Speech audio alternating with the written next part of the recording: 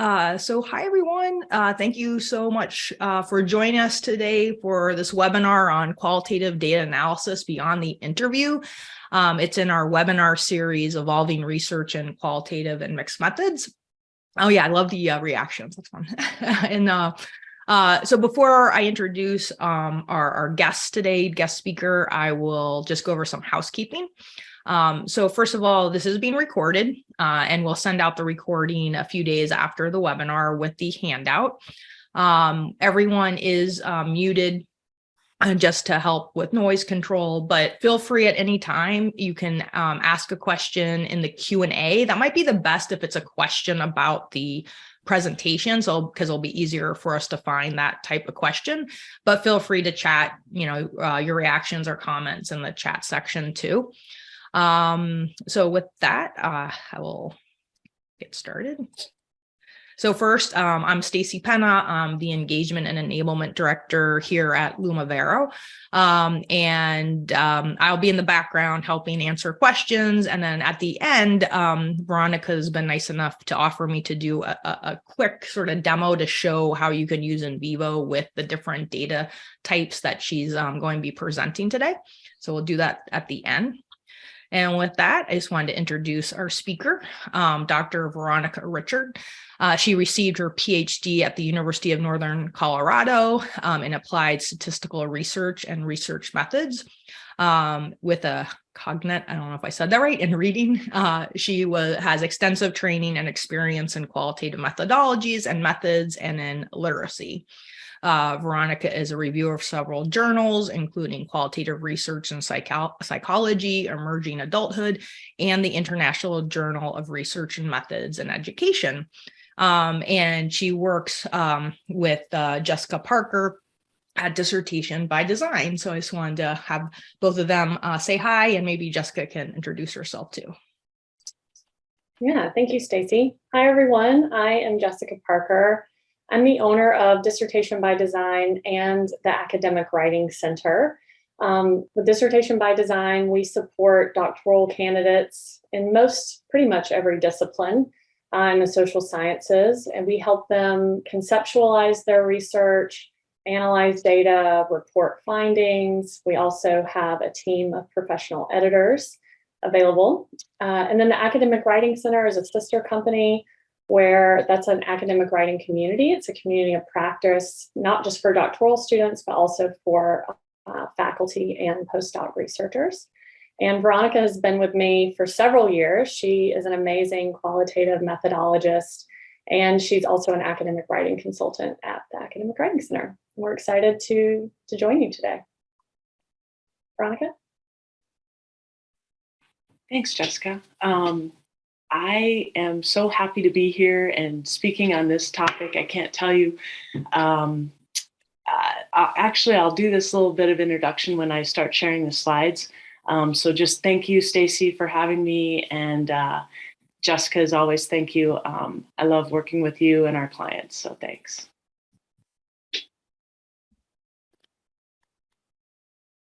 You want me to go ahead? Oh, yes, sure. Okay, all right. Yeah. Stacy, someone had asked if we could maybe put the caption on. Do you have, I think you might have control. I don't have that. I'm sorry. Okay. I'm still learning Zoom, so I apologize. I'll try to figure it out while you're presenting if I can. Okay, perfect. Let me go ahead and start sharing then.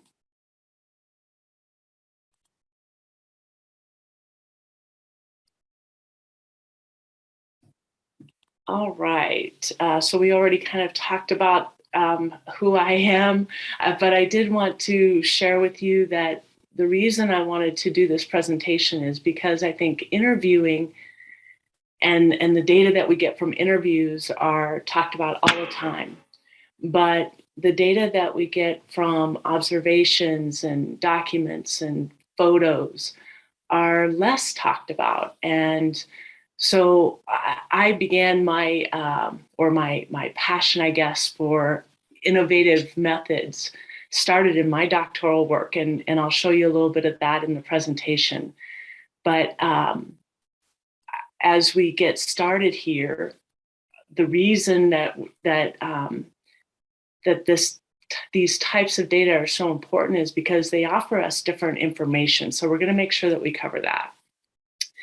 The second thing is we're going to review some strategies for data collecting and analyzing of these different types of data.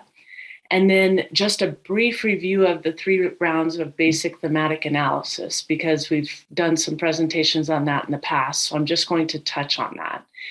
And then as Stacy mentioned, she's going to do an overview of how Nvivo can support our work in using these digital and material data.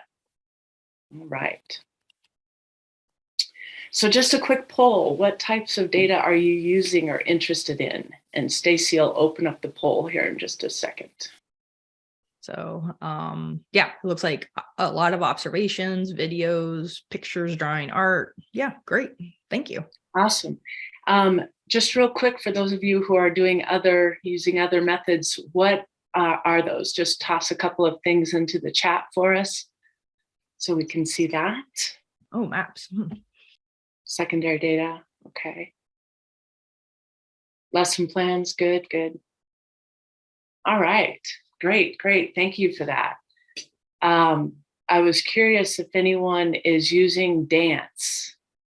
If anyone's using dance, let me know on that one. We'll be talking about that a little bit. I can share some examples for that. All right, oops. Get my my mouse under control here.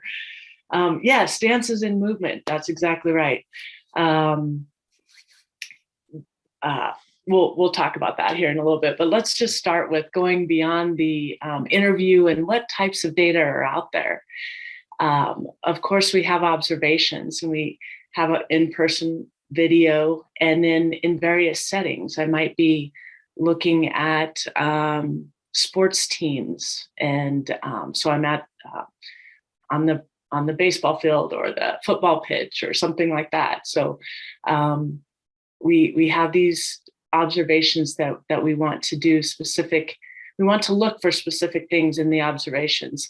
And I want to clarify here, we're not talking about when I am conducting an interview and I'm watching the person and making notes about their mannerisms and things like that.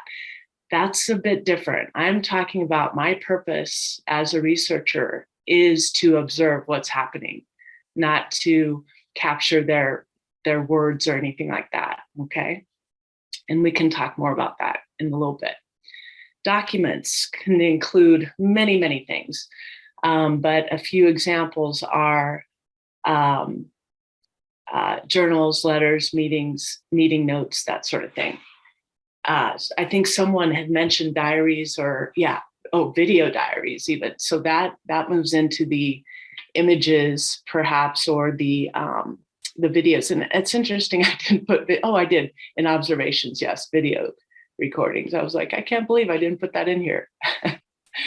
All right, and then we have images, and that can be pictures, artwork, social media. Someone mentioned GIFs and maybe some memes or things like that we can use from social media. So I just am looking at, one person is saying that overall performance you've used, okay, perfect, for an article on female rap and extremism, perfect. That's fantastic. So artistic, if we're looking at artistic work or created data, and the created data can be from our participants. We ask our participants to create something, our maps, timelines, drawn representations, that sort of thing.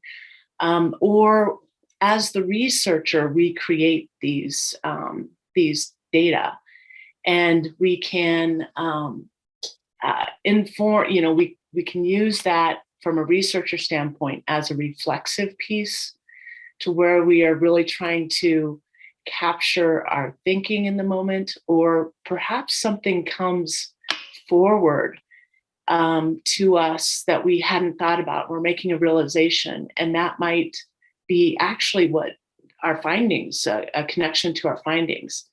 And I'll show an example of that here in a little bit. And then objects. Some researchers in the past have talked about many of these types of data as being artifacts. And we're kind of moving away from that term more recently.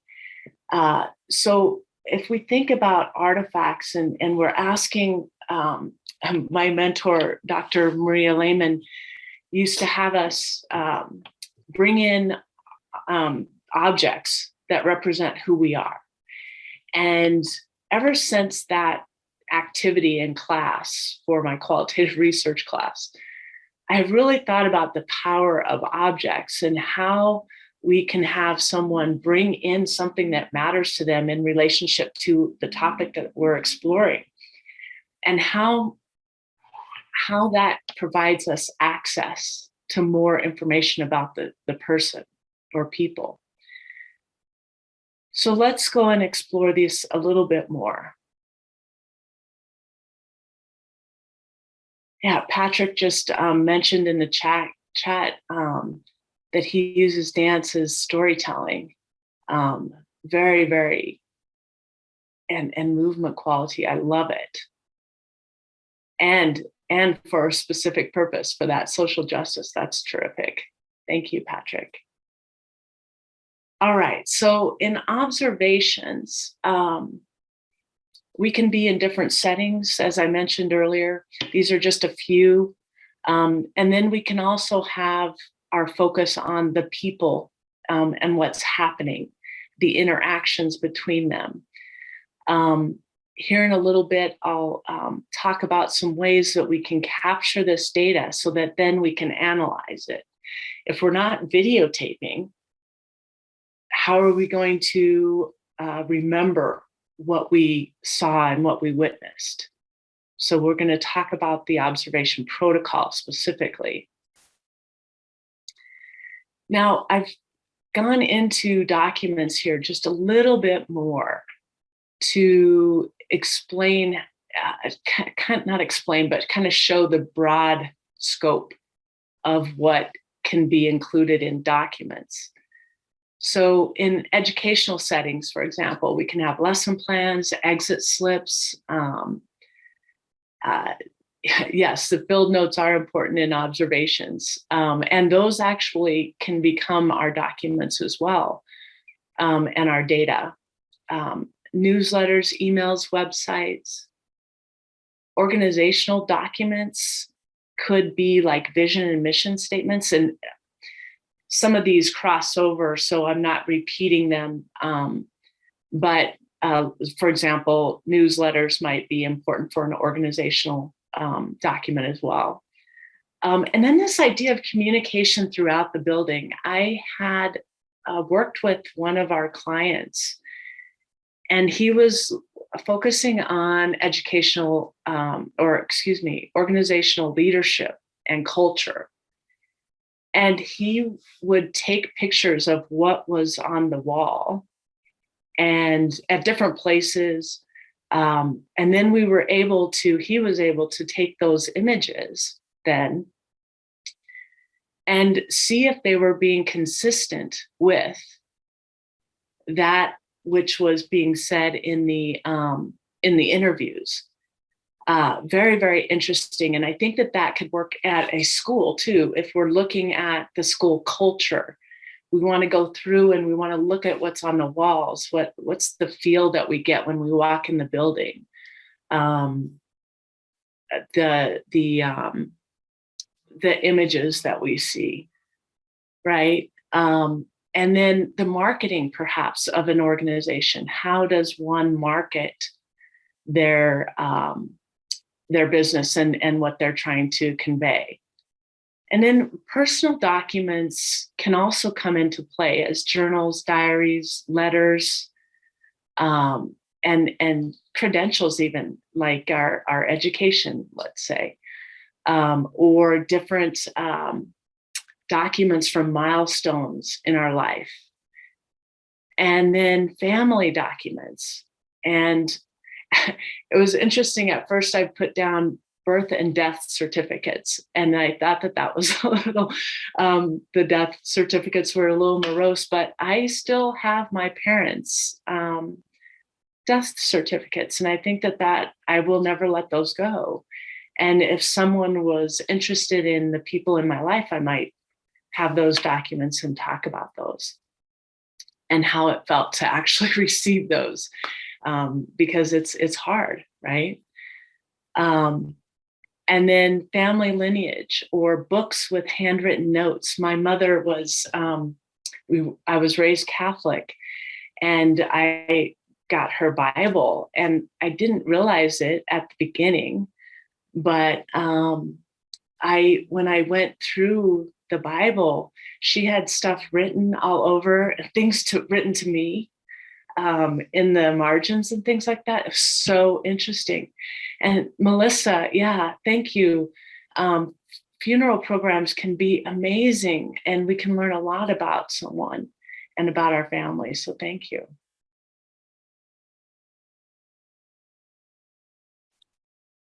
All right, so images.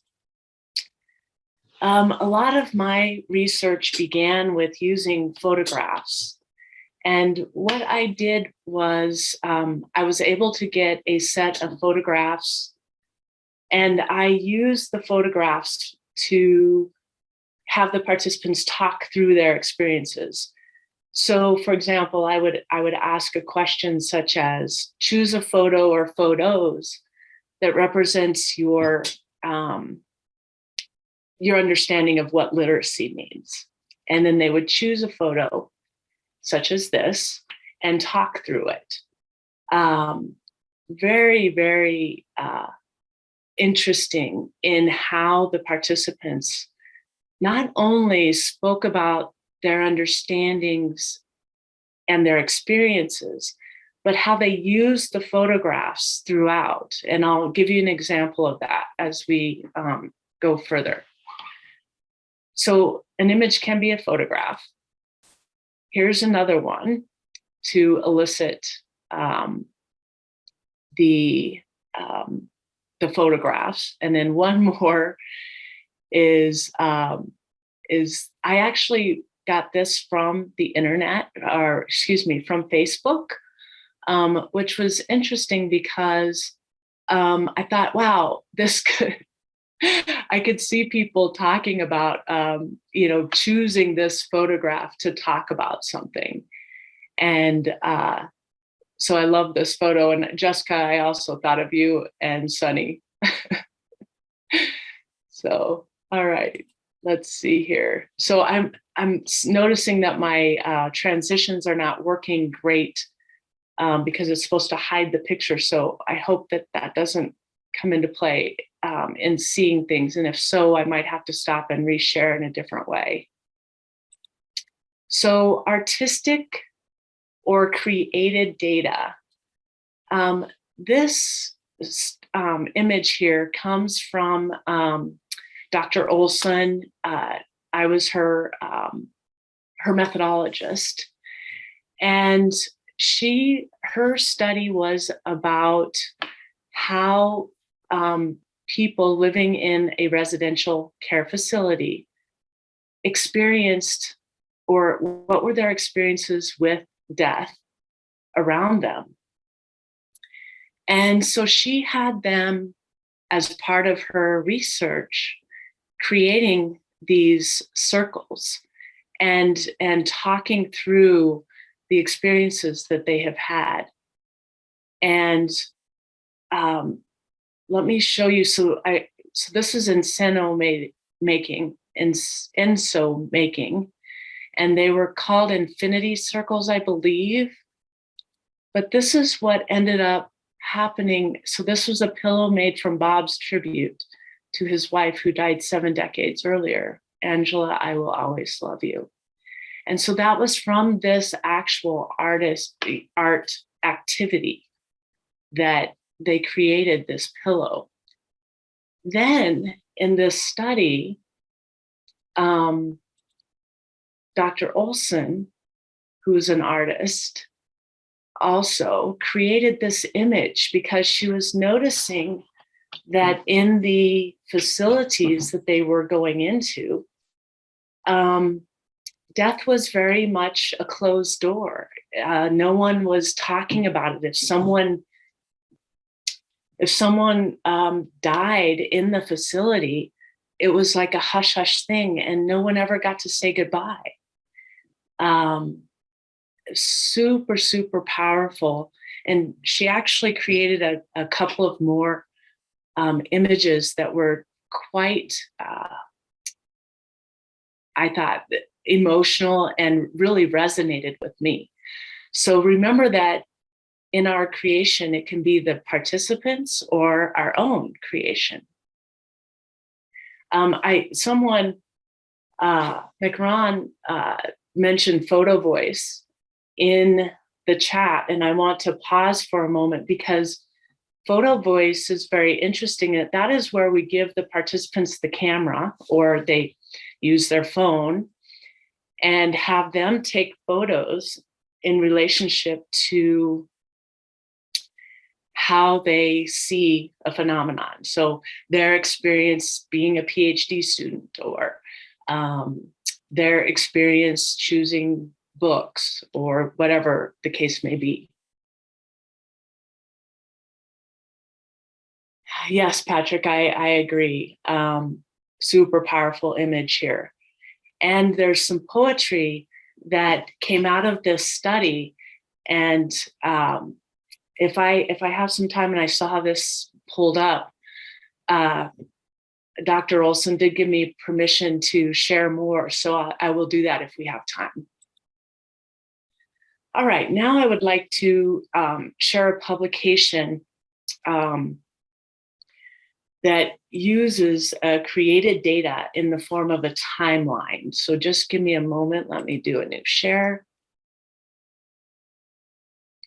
Here we go. Okay. Let me get this a little bit bigger. Stacy or Jessica, can you see the article? Yes, we can. Perfect, thank you. All right, so this is a study on diagnosis with pulmonary arterial, I can't say that word, hypertension. And the reason why I wanted to show this is their use of having the participants do a timeline. So here is one of the timelines. I'll just give you a moment to look at that. I know the reading's a little bit hard, or the text is a little bit hard to see. But even with just the images, we can get a sense for what this person was experiencing, right? And in this study, it was interesting because they gave them stickers. So they gave them the opportunity to either draw something, use the stickers, that, you know, a bunch of different ways. So when you're thinking about using alternative forms of data, think about how you will help the participants in actually creating and using that form of data. For example, in my photo set for my dissertation, I want to say I had 48 photos, and I did not think about this prior to going into my interviews. But when I got there, I'm like, oh my gosh, there's all these photos, and my participant was just going through them, and he really enjoyed it. But the problem was that then I had to put them all together and really think back through my process of how I was going to share these photos. I ended up using a 3-ring binder and letting them pull out the photos that they wanted, and that worked so much better. But that's something that I didn't even think about when I, what came up with the idea of doing this. So thinking about how you're going to manage the data form or method is very important. So here's another map.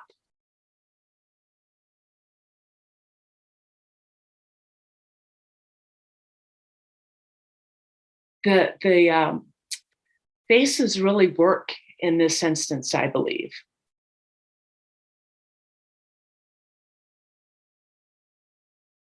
So very interesting. All right, let me go ahead and get back to the PowerPoint here. All right. I am going to share Dr. Cozzarelli's information here too, but I actually went ahead and put it on the slide. So, whoops. So we'll see that here in a minute. So objects, what if we're thinking about this alternative data and coming to think about how is this data important for us? It's largely going to come from your research questions, right? All of our data should be stemming from, well, what does it give me into my, to answering my research questions? And so be thinking about the different ways that, yeah, see, darn it, my, okay, here's another one. The other one's behind this image here.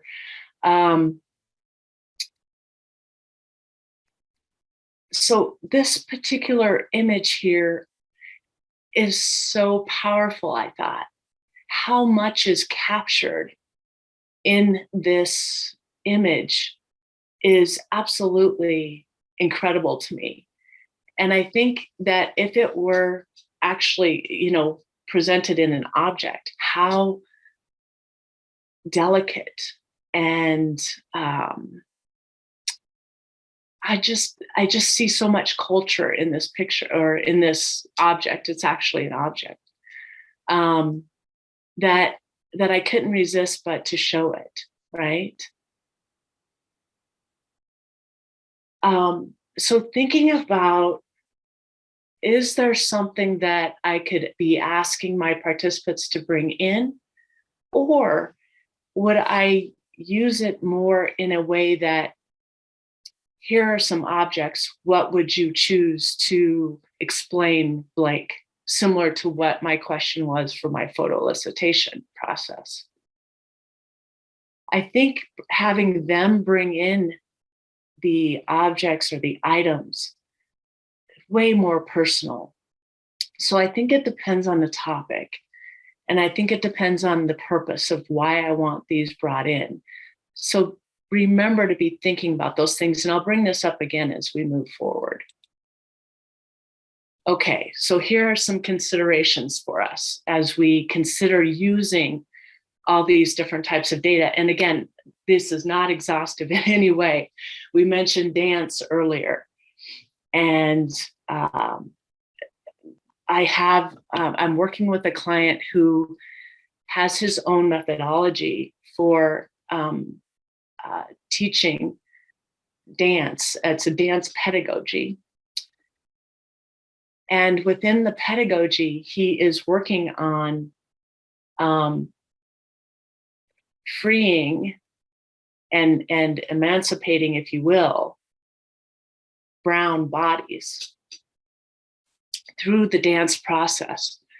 Very, very interesting. And he and I have been talking about how can he capture that, that process of the dance in his document. And it might very well be that it becomes a video rather than a traditional dissertation, right? There might be a video component that shows the actual act of the dance. Very, very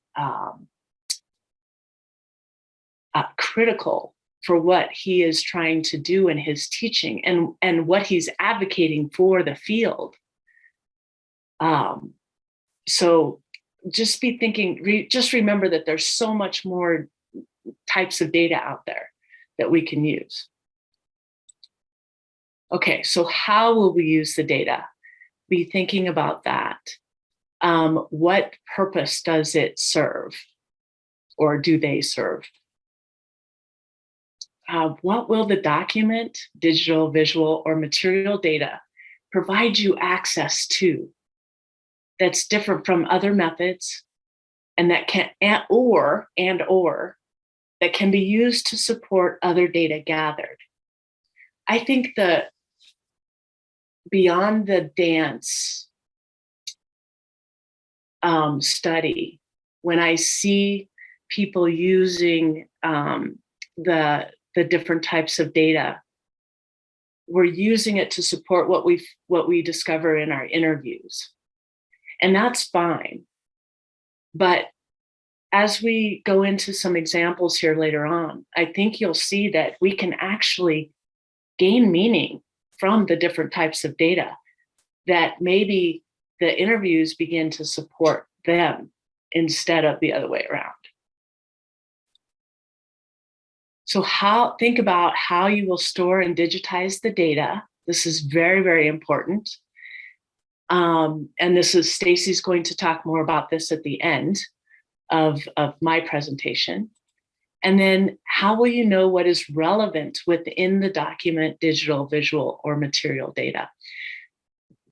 This is critical because I think in especially dissertation work, we are expected to show the relevance of everything that we do and why are we doing what we're doing, that sort of thing. So these last two, how will you store and how will you know what's relevant, is I think very, very important. So we're going to go into this a little bit more. Not to say that the other two are not, but I think we kind of cover the other two within these last two questions here. So managing the data. Here are some questions to guide your decisions. What digitizing needs to be done? Do I need to scan the videos, or not the videos, the photos? Will I need to take pictures of the objects? How am I going to present this? So when we're thinking about digitizing and storing, we have to think, how am I going to use this data? What will be the representation? How will I present this form of data? And that can help you understand how you need to digitize and what you need to digitize. Where will you store and back up your data? Always back up your data, no matter what. And then how will you maximize security and confidentiality of files, and de-identifying the data if needed? And I say if needed here because in some participants, they want their names to be used and they want their identity put out there. So then we have to check with IRB and secure that for them. But if we do need to protect our participants' confidentiality, and I use the word confidentiality here on purpose because almost always in qualitative research, we're not dealing with anonymity. We are dealing with confidentiality. We know the participants, okay? That's an important distinction that we need to make. All right, so beyond the interview, strategies for identifying relevant relative data.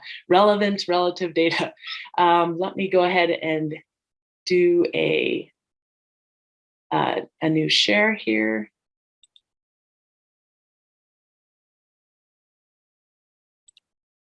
Yeah.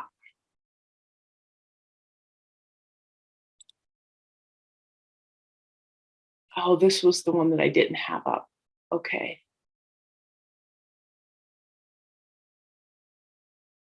Let me see what I want to do here. Let me see what my next one is. Using observation protocol. Okay, yeah, so let me talk about this one and then I will pull up the alignment document that I want to show you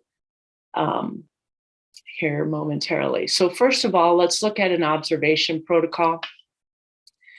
This document here is something that I created for myself when I was going through my doc program, and then I kind of turned it into something that would help my students and our clients understand the purpose of protocols. And you know, we have an interview guide or protocol, we have an observation guide or protocol, but very, very seldom do we see guides or protocols for other types of data. And I would like to suggest that we should be having these protocols for ourselves so that we know what we want to pay attention to. So in this guide, and I will provide these documents, I'll send them to Stacy so that she can then send them out to everyone. But we're looking at, so what are the areas of the protocol? Then we were looking at why am I wanting to observe anyway? And this is something that we really need to be thinking about as we go through and are planning out our research. Oh, it's great. Yeah, I want to observe. Well, why? And so here are some examples of why we might want to observe. Now, I want you to also think about observations when we're looking at video data. So in my research, I also used videotaping of teachers. I did this very specifically because I wanted to have them go through and look at their videos and share with me what they thought was important about literacy in their specific lesson that we had just watched. And I couldn't interrupt their lesson to do that. So what I thought I would do is to videotape them. So what ended up happening is the video was a tool for which the participants just could tell me, oh, this part right here is where I think I should have done X. You know, I should have given an example of what I was thinking instead of asking them a question. And so we were able to go deeper into what they believed was literacy, which was, oh my gosh, so beneficial. In that particular instance, my purpose here is to enable the participant to reflect on what they had just done in relationship to the topic that I was exploring. I need to know that as I go through, and I need to share that with my reader and my committee. And I think this is important for all of us who are conducting research and writing articles now. We still have to show what our reasons are. So let's see a couple of examples here. What to observe and pay attention to. These are just some examples. You get to decide what makes sense for your research question. Right here, this relevancy to the topic. This is what's important. This is why we have protocols to begin with. So we're just not getting off track and we have all this data and all of a sudden realizing that we have no data that's relevant to our research questions. All right. Okay, I need to get going quickly. Man, the time flies. So what are you going to do? Will you be disruptive? These are all important things to be thinking about. And then here's an example of an observation protocol for a leader, an educational leader, and how they are going through in this meeting and interacting. So over here, I have the focus on language, principal-teacher interactions. And then here's another example where I'm using descriptive checklists, notes, reflective notes, social interactions. Okay. All right, let me get back to the presentation here. I'm gonna, I'll speak to the alignment after Stacy's presentation, because I want to make sure she has some time here to talk with you all. Real briefly, I'm just going to cover qualitative data analysis. We've gone through this in other presentations. So if you'd like those links, I'm sure Stacy could get those for you. This is very characteristic of qualitative research. It's ongoing, it's iterative, messy, strategic, and reflective, and very, very time intensive, and then both inductive and deductive. In relationship to Vanover, Mijas, and Saldanha's new text, it's a detailed examination of data. And when we start thinking about this in terms other than the interview, we really need to be thinking about, okay, so what does that detailed examination mean? And in this case, we have a micro level, individual units of data or segments of data, and then the macro level, more holistic understanding of what's going on in the data. And I'll give you an example of that here in a minute. And intuitive and creative, this is a very, very important aspect, especially when we are using different forms of data. Interpretation comes into analysis after we have done, during and after, right? We are looking at memoing, and I'm going to give you an example of that in terms of created data. And then condensing meaning across the data set. This is what we are always doing. Almost in almost all qualitative studies I've worked with and on, condensing the data is one of the hardest parts, because we want to include everything, but we can't. And then the form of synthesis in our patterning and our grouping of data. So here is the basic thematic analysis. Other researchers, Braun and Clark, really stretch out this process, and they include the management of the data and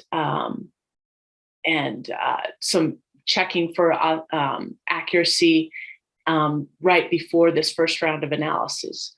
So just keep that in mind, that ultimately other people have said other things and identified, maybe separated the steps, but I've condensed it into three main processes.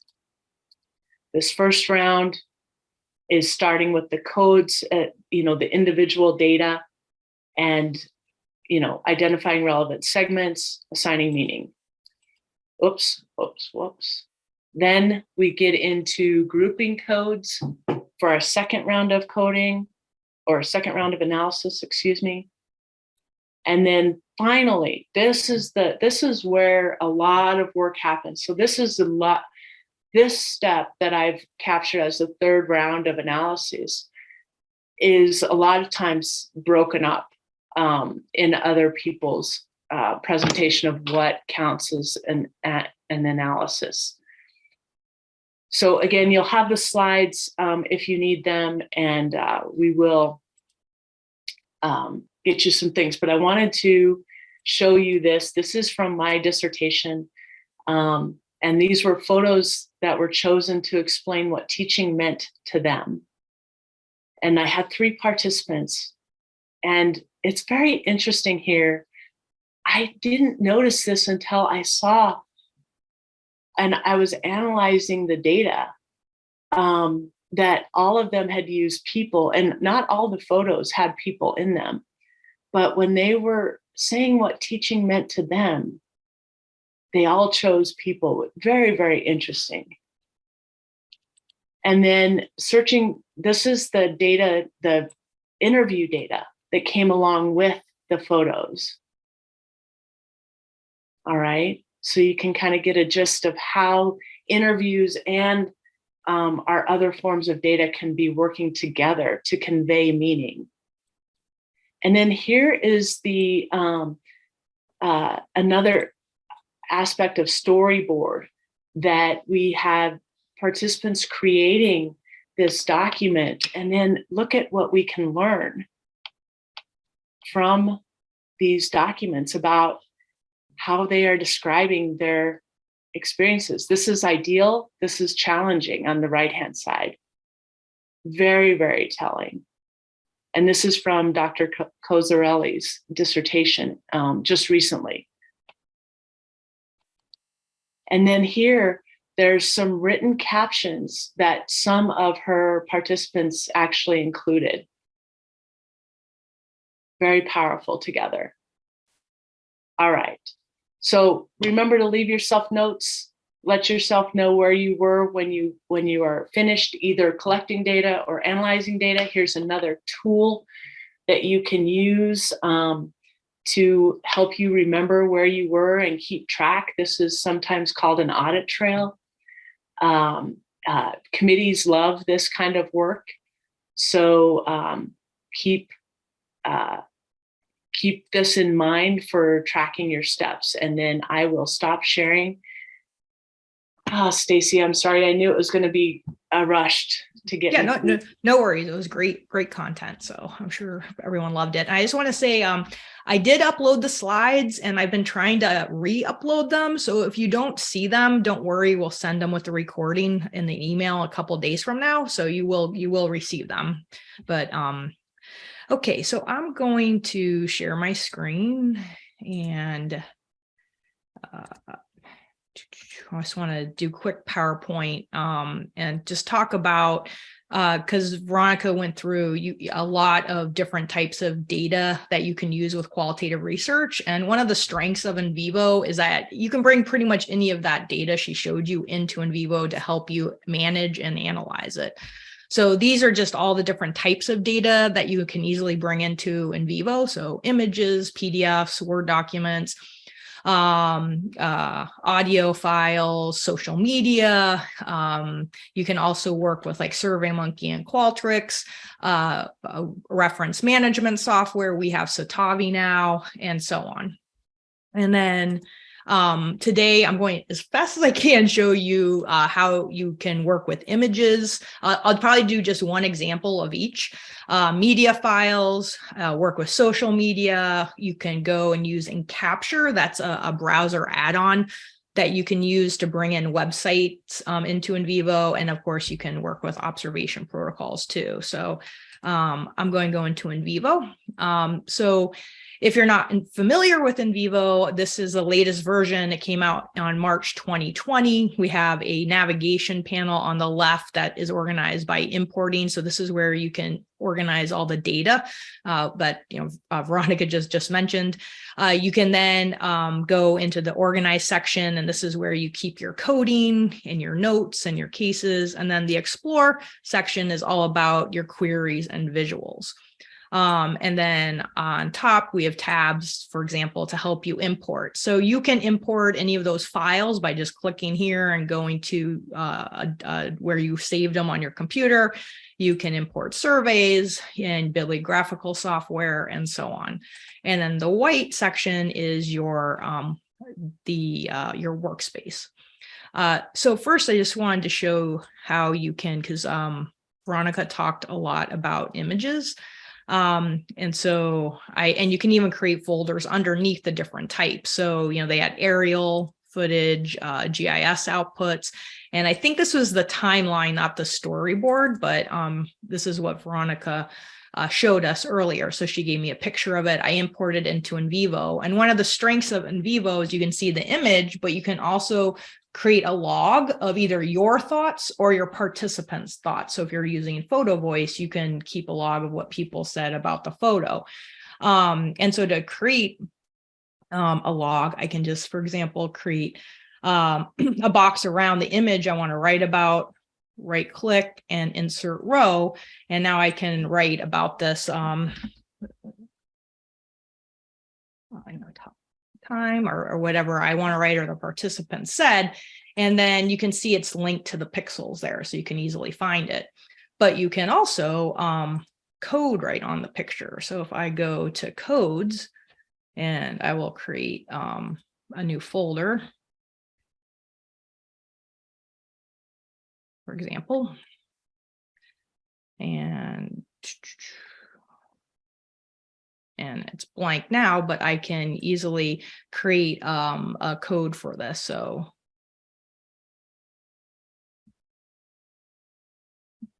whatever, what I think makes sense to me, and I can just drag, in this case, I do need to create a box around the image again. I drag it in. I can also bring in parts of parts of the text. And when I open up this code, it's going to show me what was coded here. And I can also see the picture, and it shows me exactly what was coded for the picture. So you can see you could do that over multiple pictures. No problem.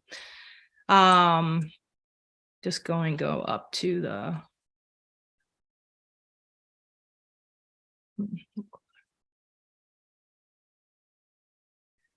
and I can also work with Word documents, PDF. So this is for example, if you're working with a video, you can actually import the video into Nvivo. I can play it. You won't be able to hear it, but you can see it's moving there. And I could actually start coding on the actual video. So I can listen to it, and then if I want to start coding a section of it, I can just click right here, listen, and then if I want to capture what the participant's saying, I can click there, and then you can see I get this blue box. So that is the part that I coded on the video. So I can bring that into the code. I'm just using the same code just because of time. I can also code the text. And then when I open up the code again, you'll see the video here, thumbnail, and this part, only that part was coded of the video, and I can see the text too. You can, and so I'm doing this quickly because of time, but you can also work with audio. So Veronica mentioned music. So again, I can play this. So if you're studying music, and I know you can't hear it, but you can see it's playing. And again, I can easily go through, and I could even just pick a part in the timeline if I know, and bring that in. And you can also create a transcript underneath any audio files too. So you can see here, when I go back, I have the audio, and that was the part of the music that I coded. So it's pretty much, anything. You can also work with like news articles, for example. So I don't have time to show you, but you could use what we call Encapture, and you'd be able to bring in a news article like this from a website and also be able to code on it. So I'm just going to drag and drop and put it in image. But another nice thing, if you have a PDF and it has images in the PDF, you can actually go and click on a region, and I can code this caption right here, this picture, and bring it into the code. So when I go to the code again, you'll see I'll have the different references with that coding too, with the images. There. So really, Nvivo is great for any types of data that you're using. So I'm just going to go quickly to the PowerPoint, and then we'll go to questions. Just want to wrap things up. So these are in the PowerPoint. There is free resources to learn how to use Nvivo, on-demand webinars, a user guide, videos, and those are links to get to them. And then we do have our Nvivo Academy, where you can, it's online courses, very affordable to help you learn Nvivo.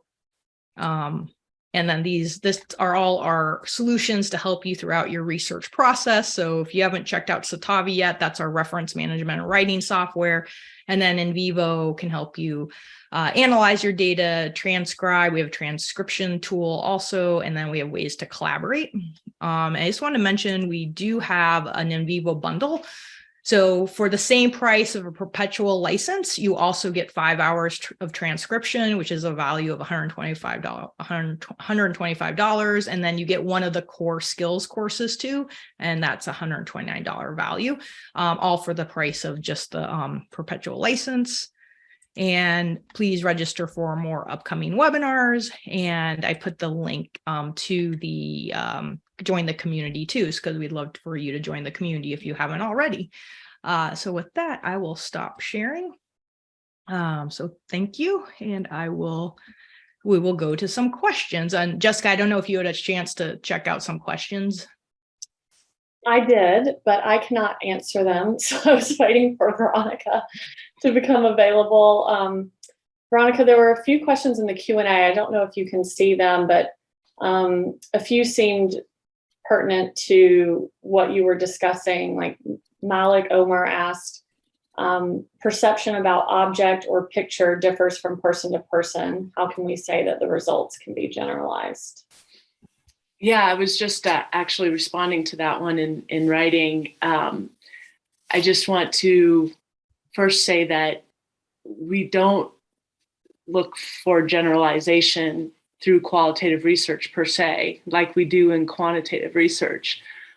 However, Miriam and others have talked about reader generalization. So what we want to do is be very descriptive, and that, that rich description that you always see about in qualitative research, we want to provide enough details and enough participant data and enough description of the setting and what's going on and our processes, so that then the reader can determine if it's related to their particular context and location. Does that make sense? Awesome. Let's see.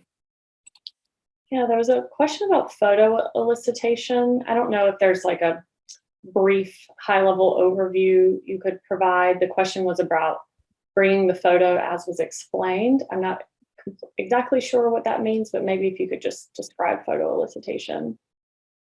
Yeah, so in photo elicitation or object elicitation or whatever we want to use, we could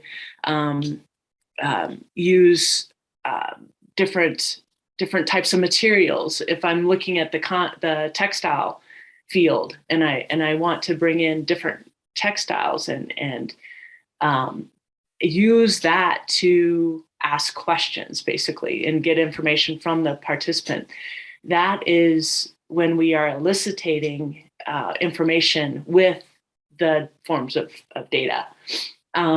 What's nice about that is that, especially, at least in my research on photos, we start to see a metaphorical process happening where participants will automatically start to speak metaphorically and make connections between what is shown in the image or the object, let's say, or what they're taking from the image or the object to explain their experience.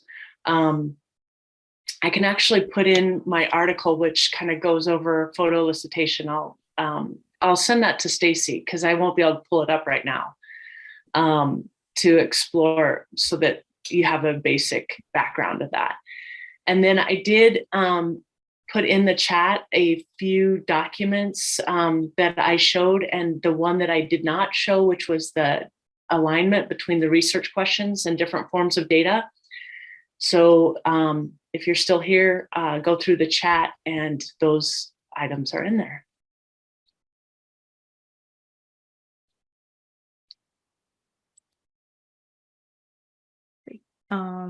Any other questions? I was trying to think. I'm sorry, so many questions. Yes. How do you get the photos? That's a great point.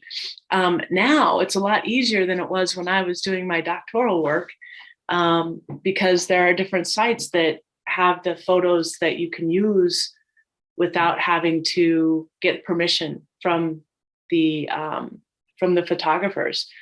For me, I started working with a photographer, and now I have my own sets that I use in research. And we're actually currently looking at the difference between photos in color and black and white photos, and which ones do people choose and why. So that's a little bit about where some of my research is headed. All right. Before we get, I just wanted to also let people know we have a quick survey at the end if people don't mind taking it. This helps us understand how to get better at these webinars and get information from you too. So one more question, Veronica, maybe? Yeah. Can I take the picture of the participant to analyze in the case of observation? Yeah, I mean, I think that even in videos, right, when we are looking to observe, we're looking for aspects of the phenomenon that we're exploring, but we're also looking for ways to describe it in chapter 4 or in our findings so that other people can understand where we were coming from. And that's that rich description that needs to take place. So yeah, we would want to use that. Now, would we want to present the photo only if the participants agreed to that, right? Oh, there's portraits now. Oh my gosh. I can't believe I didn't remember this. So Lehman 2022 et al., Lehman et al. 2022, we're using portraits to understand each other, their own self as a researcher or becoming a researcher, that sort of thing. And there are many different ways of using portraits and portraits that don't necessarily look like our actual image, right? So we go on top of our drawing or our outline, our silhouette, if you will, to create a portrait of who we are in the moment. And that could be one of those where it's a researcher designed or created, or the participant created. And I think we're over, but oh, that's great. Thank you. Sorry, we can never get to everyone's questions, but they're great questions. I just want to thank Veronica again for a great webinar, and also Jessica. And Thanks, hopefully everyone. we'll see you at the next one, everyone. Have Thank a good you, day. Stacey. Thank you. Bye.